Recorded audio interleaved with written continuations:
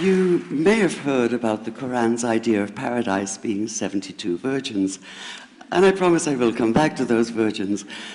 But in fact, here in the Northwest, we're living very close to the real Quranic idea of paradise, defined 36 times as gardens watered by running streams. Since I live in a houseboat on the running stream of Lake Union, this makes perfect sense to me. But the thing is, how come it's news to most people?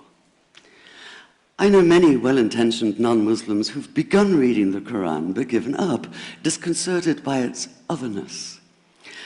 The historian Thomas Carlyle considered Muhammad one of the world's greatest heroes, yet even he called the Quran as toilsome reading as I ever undertook, a wearisome, confused jumble. Part of the problem, I think, is that we imagine that the Quran can be read as we usually read a book, as though we can curl up with it on a rainy afternoon with a bowl of popcorn within reach, as though God, and the Quran is entirely in the voice of God speaking to Muhammad, were just another author on the bestseller list. Yet the fact that so few people do actually read the Quran is precisely why it's so easy to quote. That is, to misquote. Phrases and snippets taken out of context in what I call the highlighter version, which is the one favored by both Muslim fundamentalists and anti-Muslim Islamophobes. So this past spring, as I was gearing up to begin writing a biography of Muhammad, I realized I needed to read the Quran properly as I could, that is. My Arabic's reduced by now to wielding a dictionary, so I took 4 well-known translations and decided to read them side by side, verse by verse, along with a transliteration and the original 7th century Arabic. Now, I did have an advantage. My last book was about the story behind the Shia-Sunni split, and for that I'd worked closely with the earliest Islamic histories, so I knew the events to which the Quran constantly refers, its frame of reference. I knew enough, that is, to know that I'd be a tourist in the Quran, an informed one, an experienced one even, but still an outsider, an agnostic Jew reading someone else's holy book. So I read slowly. I'd set aside 3 weeks for this project, and that, I think, is what is meant by hubris, because it turned out to be 3 months. I did resist the temptation to skip to the back where the shorter, more clearly mystical chapters are, but every time I thought I was beginning to get a handle on the Quran, that feeling of, I get it now, it'd slip away overnight, and I'd come back in the morning wondering if I wasn't lost in a strange land. And yet the terrain was very familiar. The Quran declares that it comes to renew the message of the Torah and the Gospels, so 1/3 of it reprises the stories of biblical figures like Abraham, Moses, Joseph, Mary, Jesus. God himself was utterly familiar from his earlier manifestation as Yahweh, jealously insisting on no other gods. The presence of camels, mountains, desert wells and springs took me back to the year I spent wandering the Sinai desert. And then there was the language, the rhythmic cadence of it, reminding me of evenings spent listening to Bedouin elders recite hours-long narrative poems entirely from memory. And I began to grasp why it said that the Quran is really the Quran, only in Arabic. Take the Fatiha, the 7-verse opening chapter that is the Lord's Prayer and the Shema Israel of Islam combined. It's just 29 words in Arabic, but anywhere from 65 to 72 in translation. And yet the more you add, the more seems to go missing.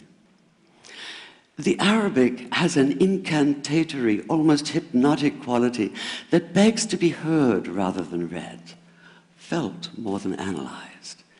It wants to be chanted out loud, to sound its music in the ear and on the tongue.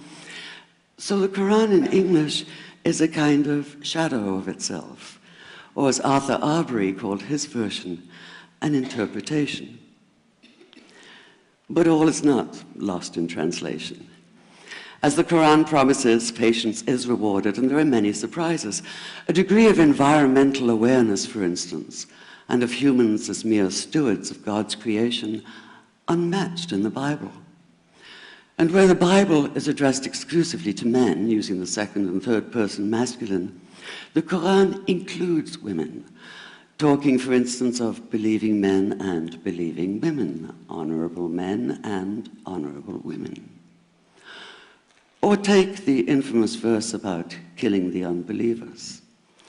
Yes, it does say that, but in a very specific context. The anticipated conquest of the sanctuary city of Mecca, where fighting was usually forbidden. And the permission comes hedged about with qualifiers.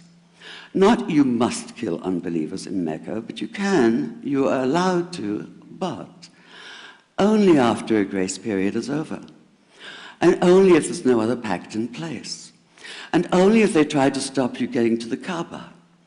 And only if they attack you first. And even then, God is merciful, forgiveness is supreme, and so, essentially, better if you don't. This was perhaps the biggest surprise. How flexible the Quran is, at least in minds that are not fundamentally inflexible. Some of these verses are definite in meaning, it says, and others are ambiguous.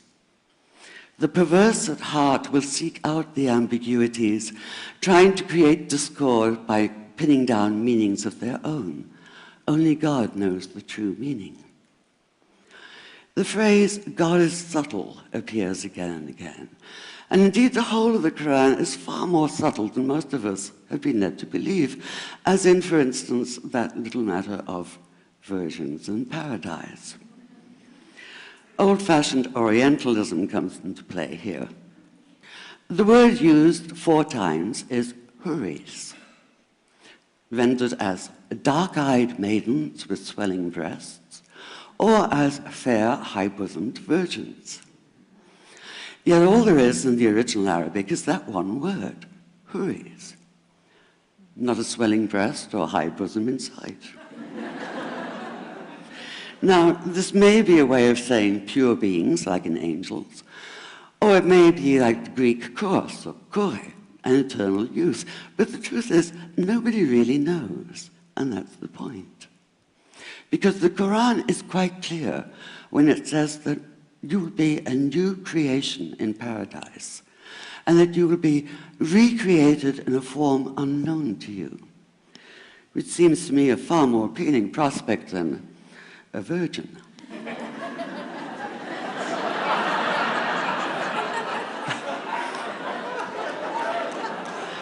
And that number 72 never appears. There are no 72 virgins in the Quran. That idea only came into being 300 years later, and most Islamic scholars see it as the equivalent of people with wings sitting on clouds and strumming harps. Paradise is quite the opposite. It's not virginity, it's fecundity, it's plenty, it's gardens watered by running streams. Thank you.